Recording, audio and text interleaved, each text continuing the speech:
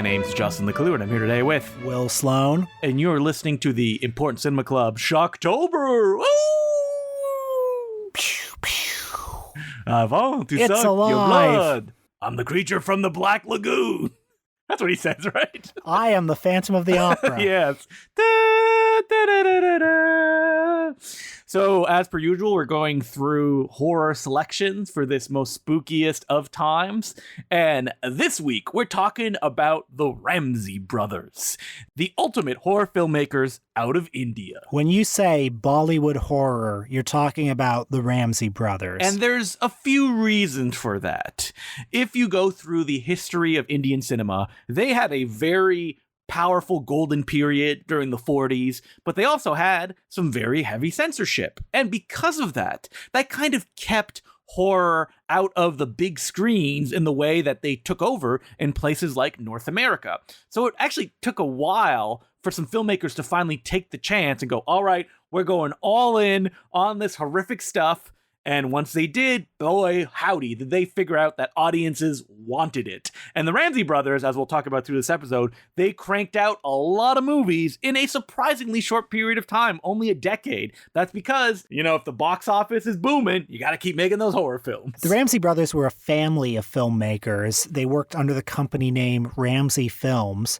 The patriarch of the clan was Fatachand U. Ramsay, better known as F.U. Ramsay. Always brings a smile to my face when I see that credit pop up. F.U. Ramsay, that's his name. He kept the movies cheap and non-union by hiring his 7 sons in various filmmaking capacities. You got Shyam and Tulsi Ramsay, who were the directors. Kumar Ramsay was the writer. Keshu Ramsay was the producer.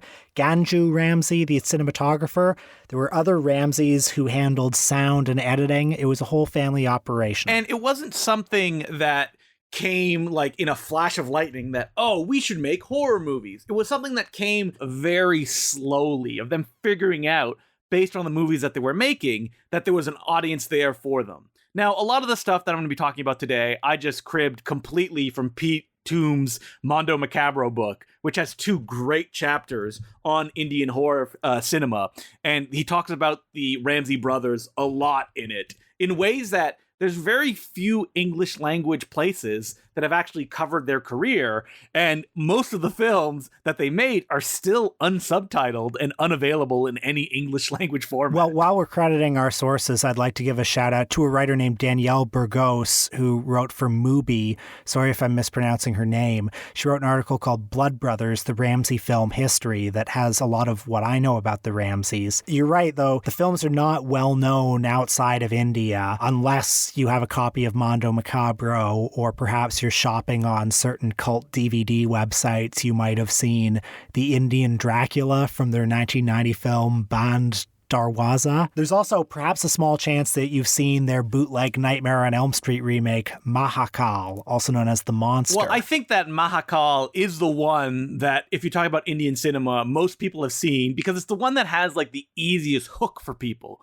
That you go, oh, it's a remake of Nightmare on Elm Street, but it's 132 minutes long and there's dancing in it. And when you watch the movie, yeah, that's exactly what it is. It's kind of stiff and it's colorful, but not as colorful as it should be. And I think it actually does a disservice to the Ramsay brothers as kind of horror filmmakers, because it's the most popular film of theirs in international circles, but it's also like one of their late period ones when you can feel them kind of tired of making these kind of pictures. Mahakal was the only one I had seen before this week. I saw it maybe a year or 2 ago. My feeling about Mahakal is kind of similar to how I feel about the other 2 Ramsay films I've now seen, which is that there are some good things in it, and they're also very long, and like a lot of Indian masala films, probably better appreciated with an audience. Yeah, that's the one thing about these pictures, is that like most of them are 2.5 hours long. They were meant to be watched with a big crowd, have an interval in the middle where you could take a break and then come back, like watching a second picture, and that you see a lot of people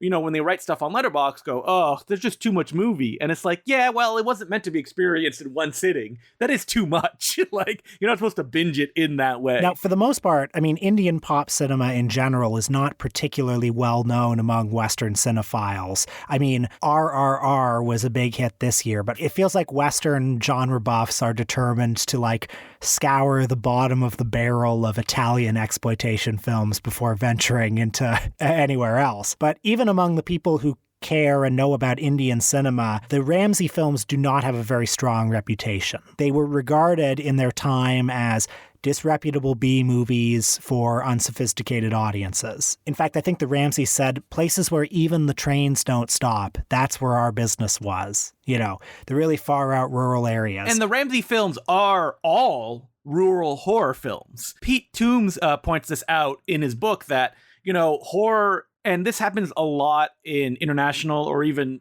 North American cinema, is often away from the cities.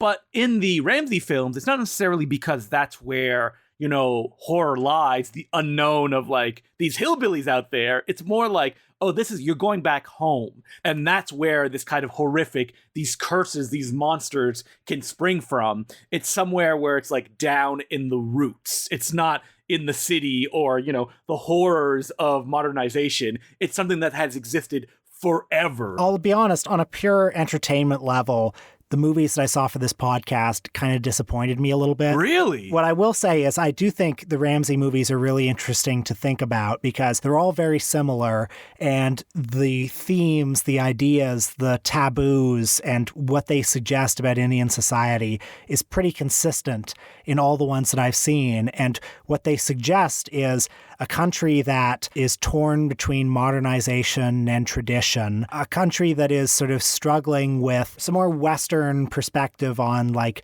let's say sexuality and gender. Like these Ramsay movies had a reputation in India as really pushing the envelope in terms of sex and violence, which is funny to think because like when you watch them, they're barely PG-13. Well, they're very violent though. Like people are decapitated. There's blood all over the place. I think Will came disappointed because he wanted to see some breasts and he didn't see any. I mean, look, I always want to see some breasts, but I do think like the sexuality of these movies are interesting because like they're kind of leering, there are a lot of like women in bikinis, women in bathtubs, a lot of sort of sexual suggestiveness, but then the movies are also they suggest a sort of punitive attitude towards sexuality as well. They suggest a great unease with sexuality. These movies also are constantly establishing this dichotomy between the city and the country. In the city, everyone is sophisticated. In the country is this place where, rubes and hicks live. But it's also the place where, great ancient evil exists. Even as these movies sort of look down on the country as being like Hicktown, there's a suggestion that like, okay, but India really does need to get back to its roots. It needs to get back to religion and respect for spirituality and that sort of thing. And we should point out as well that like a lot of these Indian masala films, at least the ones that I have consumed, the principal characters are always incredibly wealthy, like living in these gigantic mansions. And I think this comes out of audiences probably are comfortable with seeing characters like this. And also, this is the standing sets that they have. So this is what they're going to shoot in because they're these big houses. Let's not sound too down on the Ramsay movies. I do want to say these movies do have a lot of cool stuff in them. The practical effects, the monster makeups are really neat. I love the lighting and the fog and the rambunctious camera work during some of the horror scenes. These movies are worth looking at. Well, if I can give a little bit of rundown, the Ramsay family history was, they were a Hindi family who hailed from what is now Pakistan.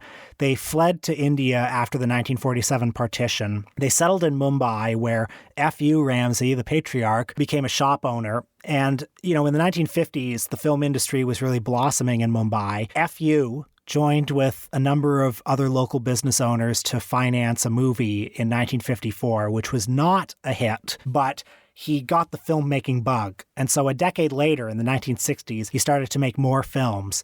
and they were also unsuccessful. So by 1970, the family is drowning in debt.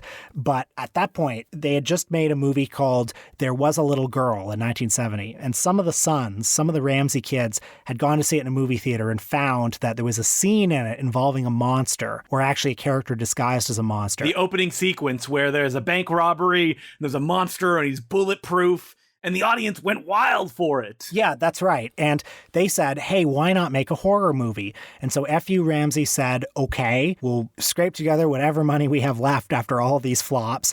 And he made his kids read The 5 C's of Cinematography, that famous textbook, which was their only filmmaking training. And they went out and they made a movie called 2 Yards Underground in 1972. Shoestring movie, small crew, big success. But it was the 80s that was really their golden age, you know, and it was the decade where they were making all these movies that really developed this reputation of, you know, very sleazy and disreputable movies that were consistent moneymakers. And the biggest of them all was Purana Mandir. And Purana Mandir has basically the template of everything that you would see in their movies from this point on. Big mansion, monster, 30 plots.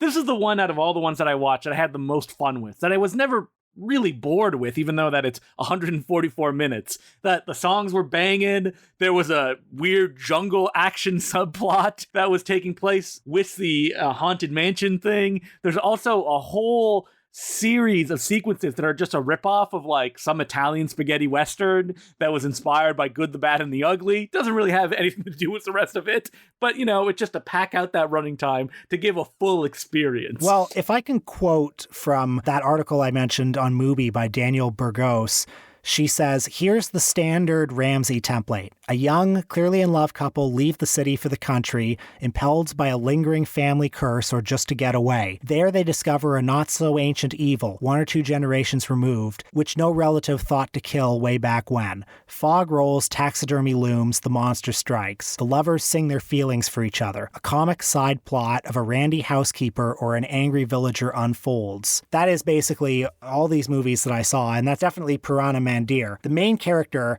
is a young woman named Suman who lives a life of luxury with her rich father. She falls in love with a middle or perhaps working class boy named Sanjay, but her father disapproves of and forbids the relationship, seemingly because of class difference.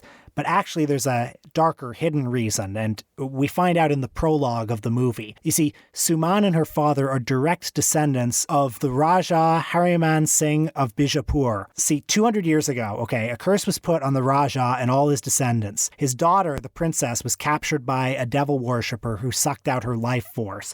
And when the devil worshipper was executed, he used the power that he had accumulated to curse the Raja's family. So every woman in the Raja's family line would die in childbirth. And by die in childbirth, as we see in a flashback, that means turn into a hideous monster. That happened to Suman's mother, and her dad fears it will happen to her. So that's the plot, but there is so much more plot than that, you know. Well, the real plot kicks in when his daughter hears this and goes, okay, I don't believe you. I'm running off with my new beau and his 2 friends, and we're going to this big spooky castle where there's paintings that follow you as you cross the room. The taps bleed blood, and all sorts of spooky stuff happen. And basically, any movie that the Ramsay brothers had seen at the time probably gets a little bit of play in this. And the biggest one that they clearly had just seen when they made Purana Mandir is a little picture called The Evil Dead, because oh boy, does the camera move like Sam Raimi's camera does. There's a little bit of Exorcist in here too, isn't there? Or am I confusing this with VEERANA? I think you're confusing this with VEERANA. Purana Mandir, there's monsters and there's a lot of killing. There's an action scene every 45 minutes where a bunch of goons show up and either the boyfriend or his mustachio pal will fight these guys in very energetic and physical fights where the fist will miss by a good, couple feet when they throw them punches. I did like this movie. There's a lot of stuff in it. Sometimes it felt a little bit like too much stuff. Never! Okay, never. So you could kind of feel yourself being disconnected from it as you were watching it? Even the sort of horror scenes, they start to seem a little samey to me after a while. You didn't like the scene where the woman was like stuck in the wheelchair that was going to toss her off the top floor? No, that was good. I mean, don't get me wrong. All these movies are 2.5 hours long and they've got at least 30 great minutes. Oh, ouch. I say that with fondness, I swear. I enjoyed almost all of this movie, even the like lame comedic sidekick stuff. Usually I'm like, ugh, This time, I don't know, it was fun. It was goofy. It felt like 5 different movies smushed together. And by the time we got to the end, which is like the big climactic sequence in the deep dark cavern where all of these movies seemingly end, I was having fun. Nice and violent, goes out with a big bang. And it also feels like all the Ramsays on this film were connected to making it, that they were trying to maximize it in a way that I don't really feel in some of their later films, specifically The Monster. But you can still feel in the other picture that I watched for this podcast, and probably the one that most people have seen, because I think it's one of the ones that Mondo Macabro put out, VEERANA from 1988. When I said earlier that these movies display a certain ambivalence around matters of sex, I think this one is Exhibit A. The villain of the movie is a witch called Nikita, who's really more of a succubus. Years ago, she was terrorizing a village and was executed by an angry mob. After the execution, her body was stolen by a cult of devil worshippers, and her spirit was put in the body of a little girl. In fact, the daughter of the man who led the mob. Years pass. The little girl grows up to become Jasmine, played, by the way, by an actress named Jasmine. Classic Jackie Chan. She's a normal, happy young woman who every now and then becomes possessed by Nikita. As the film goes on, she becomes repeatedly possessed and under this influence seduces and kills men. She's also, when she's not possessed, a very attractive young woman who likes to take baths and dance in skimpy clothing, often within the sightlines of the help. We didn't even talk about the sexual content of the last film that disappointed Will, which is just leering at women in one-piece bathing suits. Hubba, hubba. Yeah, the women take showers in one-piece bathing suits. It's interesting to see what is the envelope pushing in India at this time. It's fascinating. I think just in general, like the thing that compels me most about these movies is what they suggest about a society that is struggling with questions of modernization. I mean, the Ramsay brothers said that censorship was a massive issue when they were making these films, and it kind of defined which things they could push very far. And they found out very quickly that violence is something that the censors don't really have a problem with. So you can get decapitations on screen within the first 10 minutes, but anything, sexual should be avoided at all costs. Even the fact that there's reference to masturbation in Purana Mandir was a big deal. And it was just like a comedic aside at some point. But I saw some reviewers like point that out specifically, that, oh boy, I can't believe this appeared during this period in 1984 in Indian cinema. Well, as I understand, like a lot of B or C or D or Z filmmakers, the Ramsay brothers were able to get away with a bit more because they were flying under the radar. The censors didn't really take them seriously. By the time of VEERANA, they were having more and more trouble because the movies were really making money and were really being seen by a lot of people. Yeah, it's the classic thing that happened in the United States with the slasher films, that, the censors at first say, okay, you can get by on this because it's probably just a one-off. But then when they start, continually pushing the envelope, censors are like, well, we can't have this. This needs to be cut down as much as possible. VEERANA is, again, big mansion, spooky stuff is happening. This one has the bonus of a devil cult who wears really funny penis-shaped heads the entire time. And it has the big sets as well that you see in all of these pictures. I think it's a little bit slower paced, I found, than Purana Mandir. So it took a little bit, for me to get into it. And it seems like almost like a sucking out of life as the Ramsays continue to make these horror pictures. But there's enough that's different than Purana Mandir that, you could watch it and recommend it. But you gotta love that monster makeup because it's going to show up again and again and again. Now, MAHAKAAL, which is 1994, very close to the end of the Ramsays' filmmaking career. You watched this one this week. As I say, when I saw it a year ago, I thought it was pretty fun. But I guess in the context of watching their other movies, it revealed itself as lesser. I just found it kind of stiff and uncommitted to kind of delivering all the stuff that they had done earlier in their career. It is obsessed with copying beats from Nightmare on Elm Street. Very past its expiration date, I might point out, because the MAHAKAAL came out in 1994, and for some weird reason, it doesn't even rip off from any of the other Nightmare on Elm Streets. Just the first one, a little bit of the second one, with some possession stuff in the back half, but it's just like the same movie you've seen before, even the musical cues, but just not as fun. The few songs that show up, not bangers, not fun to listen to, very little gore. Not much to recommend here. I mean, other than the novelty factor, which is what, a lot of people get out of it when they watch this picture. As you say, it's the easiest sell. It's the Indian Nightmare on Elm Street. Didn't you like the character, though, who's obsessed with Michael Jackson? That he looks like Michael Jackson and goes, woo, all the time. Sure, I guess. I did enjoy the fact that he plays multiple characters for some reason, and that there is a long sequence that will be baffling to any viewer, me including, that is a reference to an Amitabh Bachchan movie that I then went up and added to my watch list because I'm like, ooh, this looks fun. Well, speaking of Amitabh Bachchan, it is important to remember that another reason why these movies resonated in the 1980s was because Amitabh Bachchan, the big romantic lead in Indian cinema, was so culturally dominant at the time that these movies were just so different than the sort of thing that he was making, And we should discuss as well that we are coming this from a completely North American perspective. Oh, you think so? So people listening to this, writing the angry notes that we missed a bunch of cultural context, like the fact that a lot of these horror movies, they're repetitive in a certain way because they're dealing with, the Indian horror tropes that are not specifically stuff that we think of in North America when it comes to horror movies. Like the fact these long curses, even the monster, it's ripping off a little bit of Nightmare on Elm Street too, but the monster possesses a woman near the end of the picture, and that is something that repeats again and again in all of these Ramsay productions. Now, in the mid-1990s, the films were becoming less successful, and the Ramsays moved away from film production. The family did a very popular TV show called Z Horror, which ran for many years. Oh, what a great title. Now there is a whole new generation of Ramsays working in film and television. They continue to distribute their classic films worldwide. The Ramsays, for example, facilitate the sort of deals that get their movies distributed in the U.S. by Mondo Macabro and Massacre Video and companies like that. I want to see all of their horror movies come out.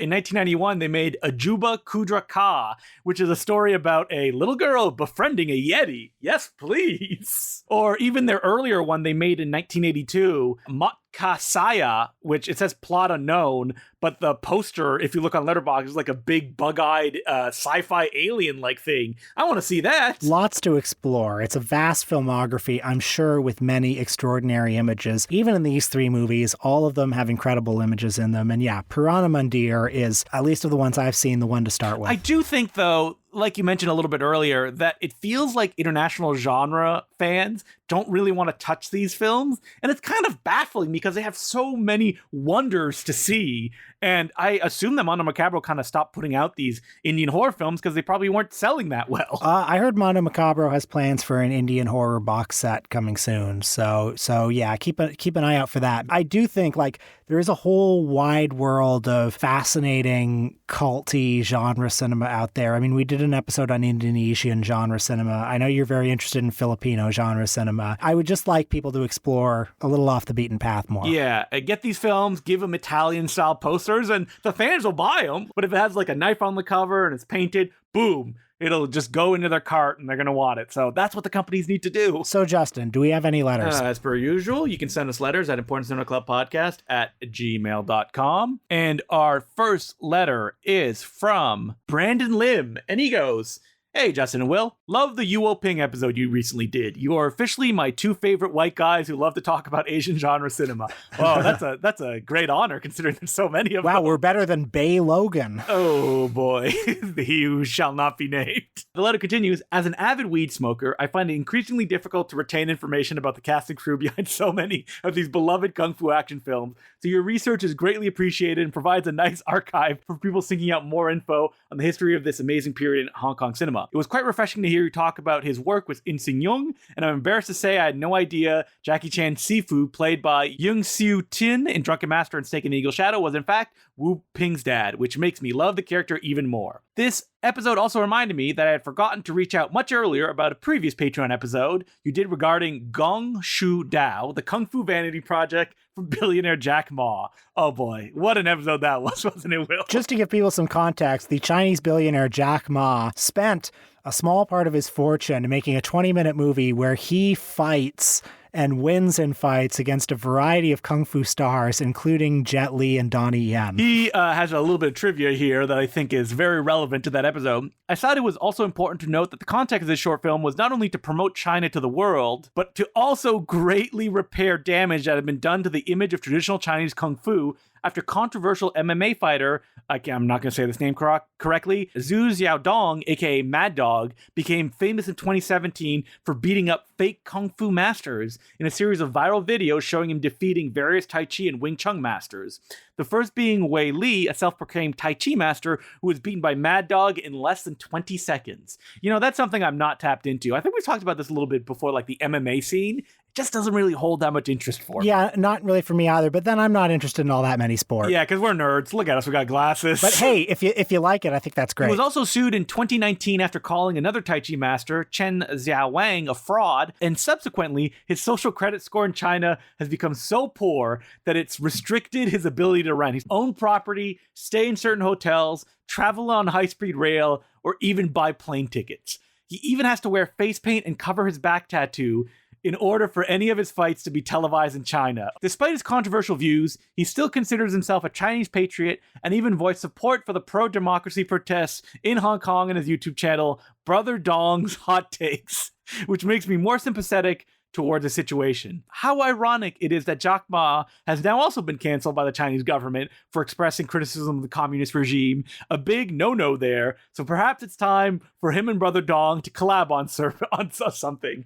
And then the letter writer wrote, insert quippy response from Will and or Justin. All right. Well, I will say that, I think Jack Ma was criticizing the PRC from the right. I think Jack Ma was shooting his mouth off. You get to have a certain amount of money and you think you can say just anything. And he was saying that some of these redistributive policies aren't very good. And, then I guess he got gulagged for a while, maybe, allegedly. Yeah, there was an article that showed that mentioned that he showed up at an old school that he went to, but then he's basically been missing since then. So he showed up to an old school and said, "Hello, I am alive. Here I am holding today's newspaper, and glory to the party." And then they put him away for even longer. And I can talk to all sides of the political divide. Just as I think it's kind of cool that this stupid billionaire spent some of his money on a vanity movie where he fights Jet Li, I also think it's kind of cool that the Communist Party fucking shut him up. The letter writer continues. Also, I want to point out that the Review Cinema in Toronto is doing a bunch of great 35mm screenings.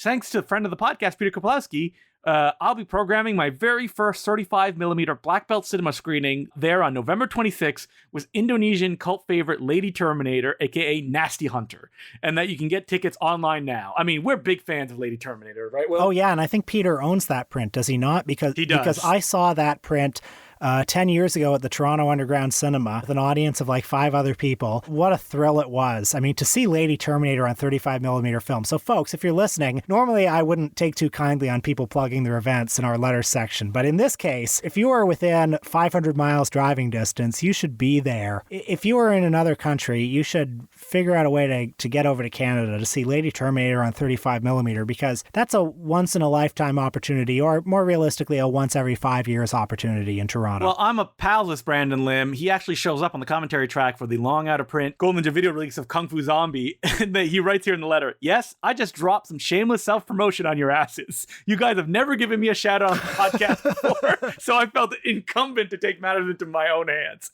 I have no regrets. Keep up the great work, guys. P.S. If you don't read this email on the podcast, you're both racist." Brandon does great screenings. We actually went to one of his on the beach when we watched Killer Crocodile. Oh, that was a great screening. No, really, Brandon's good people, and the Lady Terminator screening, I couldn't endorse it more highly. Our next letter is, and Will, I knew this was going to happen, on the subject of Scooby-Doo.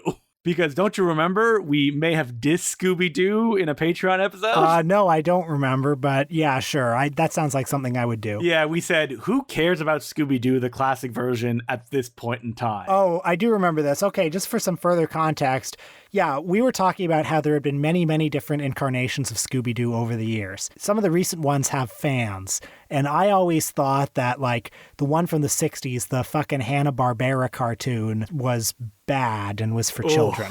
Well, you're about to get, a lashing about that. All right. The letter starts, "Hello, gentlemen. I'm a great fan of your podcast." I imagine the letter's written in this tone. "I'm a great fan of your podcast and find it so entertaining that it's difficult finding other movie podcasts that scratch that itch. However, on a recent episode, you did something appalling.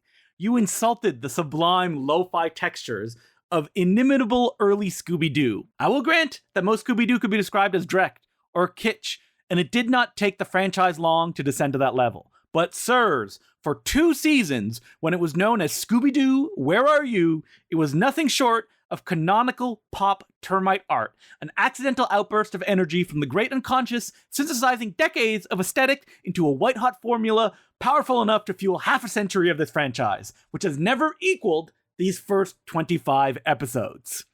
Scooby-Doo, Where Are You? Is a dreamscape, conjuring in dramaturgical form the baby boomer id, the belief that a group of determined young people can solve the problems left by its forebears. Oh my God. It's the second half of the 20th century dreaming of the first, with its crude animations, hoary vaudevillian shtick, beautiful, eerie Walt Paraguay background art, Ted Nichols' superlative incidental music, and the indescribably potent atmosphere, not unlike that which you ascribe to Poverty Row Productions. Scooby-Doo, Where Are You? Achieves a hypnotic, haunting quality and becomes a hinge-connecting culture, a half-century predating it and a half-century since. There is a reason Scooby-Doo is easily Hanna-Barbera's most enduring, continuously relevant property, even surpassing Tom and Jerry. For a moment in time, it embodied the world. I implore you to reconsider some of the finest Scooby-Doo episodes, such as Hassle in the Castle, Never Ape an Ape Man, Scooby-Doo and a Mummy 2, Jeepers, It's the Creeper, and Haunted House Hang-Up.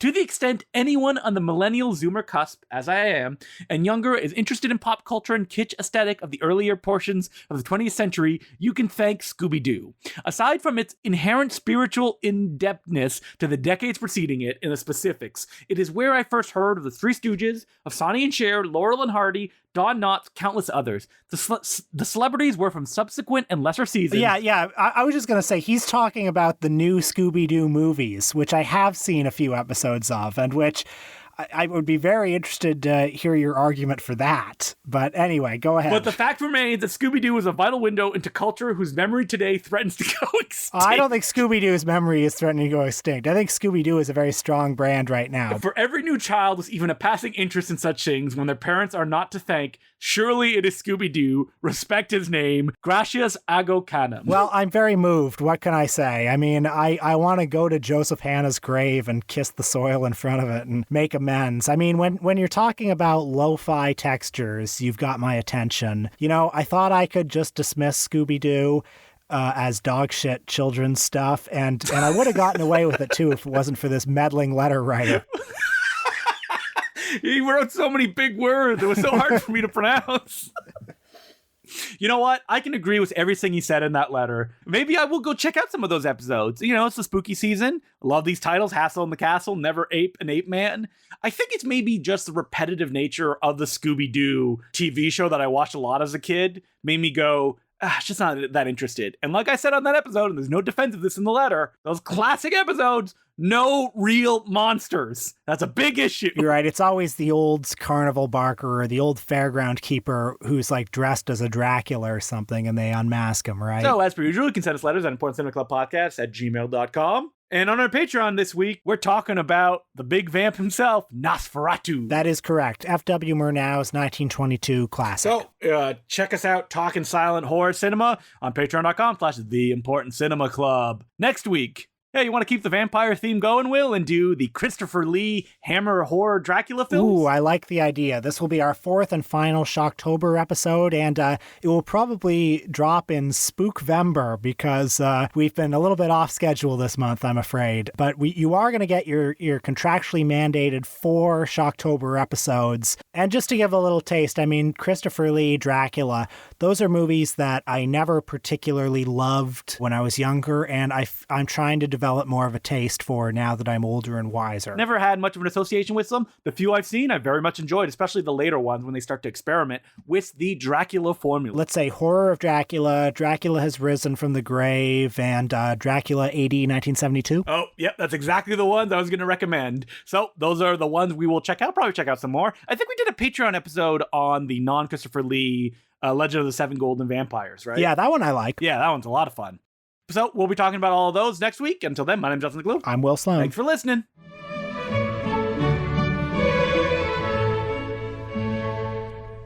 So, Justin, you went to the City of Dreams. You went to the film factory itself, Los Angeles. How was it? I did indeed, and it was fun. We were there for a week. It felt very rushed, going from thing to thing that I had planned out for us to do. But a lot of the time was also spent at theme parks. We went to Disneyland, and I guess it's Disney California Adventure for like the first 2 days that we were there. And while I had a lot of fun, what I realized very quickly is I don't have much of an affinity for most of these Disney properties. Like, what are the big Disney feature films that are not part of the 90s Renaissance that you have that much of an affinity for? Well, so I haven't been to Disneyland or Disney World or any Disney place since I was a kid. And back then, they've bought a lot of stuff since then. They've bought Star Wars and Marvel. And I have to assume the parks are pretty heavily on that now, right? They do. I rode the 2 new Star Wars rides, and I gotta say, a little bit disappointed in both of them, especially the Millennium Falcon Smuggler's Run. Imagine, Will, playing an arcade game where they don't explain the rules, and you have to hit weird buttons and be in perhaps the worst position of being an engineer or just have to hit one button during the ride on this motion simulator. Doesn't that sound like fun, though? You want to wait an hour in line for it? Well, okay, so you went to Universal Studios. Love Universal Studios. I went to Universal Studios Orlando when I was a kid, and back then it was very different. First of all, the movies were very different. They had a Back to the Future ride, a Jaws ride, E.T., Terminator 2, stuff that was really popular in the 90s. But also there were a lot of rides that were sort of like about the making of movies. There was a ride for the movie, that immortal Charlton Heston classic Earthquake, that was mostly about special effects. Well, guess what? That ride is still there. If you take the Universal Backlot Tour, there's still the Earthquake thing. Oh my God. Okay, tell me more. Okay, so the Universal Backlot Tour is basically where all the rides are like smushed into one. So you get the King Kong 3D experience that Peter Jackson did. You go through all the backlots. You're supposed to get Jaws, but it was down when I was there, which was a bit of a bummer. I wanted Jaws to pop out of the water. And you also get the big earthquake one where like the thing shakes. You see like a train crash into water comes spilling. I mean, that's what you want. The memories are flowing back. And it's still there if you take the Universal Backlot Tour. I'm not sure about Orlando. Did you see Norman Bates' house, or is that somewhere else? It is still there. Norman Bates did not come out and run at me, unfortunately, which he sometimes does, because they were setting up for Halloween Horror Nights, which made me a little bit sad. It's always a bummer when you go to these parks and like stuff is down, because you're like, this is the only time I'm going to be here in like 10 years. Why can't it work? Like at Disneyland, every second ride we went to broke down. And we had to sit there for 5 to one time 15 minutes before it started up again. So did you do any other movie stuff when you were in LA? I did visit like the bookstores that are like movie related, like Hollywood Book and Poster, which is essentially like a closet that Emily was like, I'm just going to stay out of this as I went through I haven't been to LA since I was a kid, and I've dreamed of going to a Hollywood Book and Poster for years. It was also a lot influenced by the fact that I was with someone else. So I could not go to the amazing bookstore, the Iliad, and spend 5 hours there, which I would have liked to do. But, I have to take the other person's interest in account as well. I know. Doesn't it just suck being considerate in a relationship? Oh, awful. Being like, oh, wait, let me look through these movie books for an entire day, looking for like a Leonard Maltin published, a book he edited, like the draft of it. I'm like, oh boy, all these hours were worth it. She said her favorite thing at Disney were great moments with Mr. Lincoln, the animatronic Lincoln ride.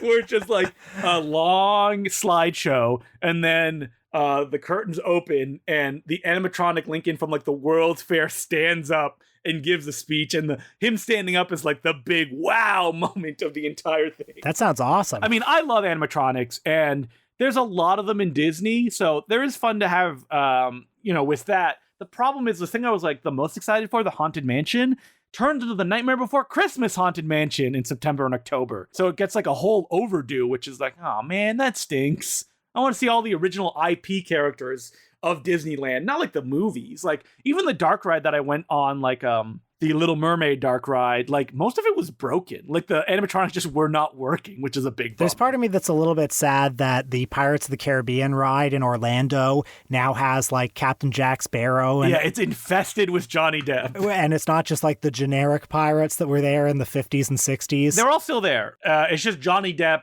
has been added throughout the ride here or there, and there's like a big animatronic of him at the end. I was surprised there's still a walk around Johnny Depp, Captain Jack Sparrow at Disneyland. And boy, the people that were there could not get enough of him. Like, they were crowding around for photos. They loved People love Captain Jack. What can you say? I did spend 2 days at those Disney parks, and I had fun.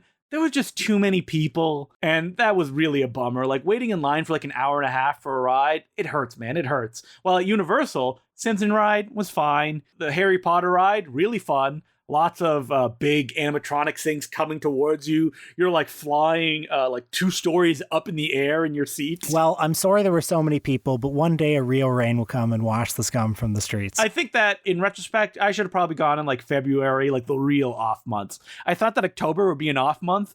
It is not, because people love all that Halloween stuff at Disney and Universal. So I did go to the Hollywood Walk of Fame. It's as dirty as people have said. Well, there you have it, folks. Hollywood Declue. I wish I could have had time to go on some studio backlot tours. Friend of the podcast, Dan Port, who appeared on an episode of the No Such Thing as a Bad Movie, offered to give me a tour of Sony, the backlot, and it just didn't fit into the schedule. So there was more stuff to do, but we were taking lists everywhere that cost $45. So it was tough to get to as many places as we wanted to. And, you know, the city where it never rains, even though it did rain when we were there, and it looked like people were reacting as if aliens were coming down. When I went to LA when I was, I think, 8 or 9 years old, we took a star tour, my family and I. We wanted to do it and we didn't. We did the bus tour through the Hollywood Hills, and like I took photos of the houses, which is crazy because now somewhere in a box in storage, I have all these pictures of just like houses in LA with no way to know whose they were. I think one of them was Michael J. Fox's. Wow. When the bus went on to like Sunset Boulevard, or maybe it was Rodeo Drive, or, you know, whatever, the guy doing the tour said something like,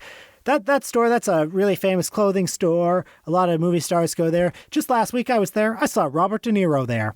And I remember hearing that and thinking, wow, I wish I could see a famous person. That's so lucky. What if I see Robert De Niro on the street? And it never occurred to me that like he might have been lying. No, Will. You think so?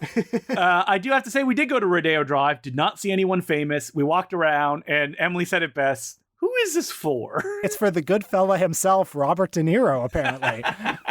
Listen, me and Will, we'd love to come up to LA if any rich people want to fly us up to their mansion to entertain them. We'd happily take that deal, right? Do anything for them.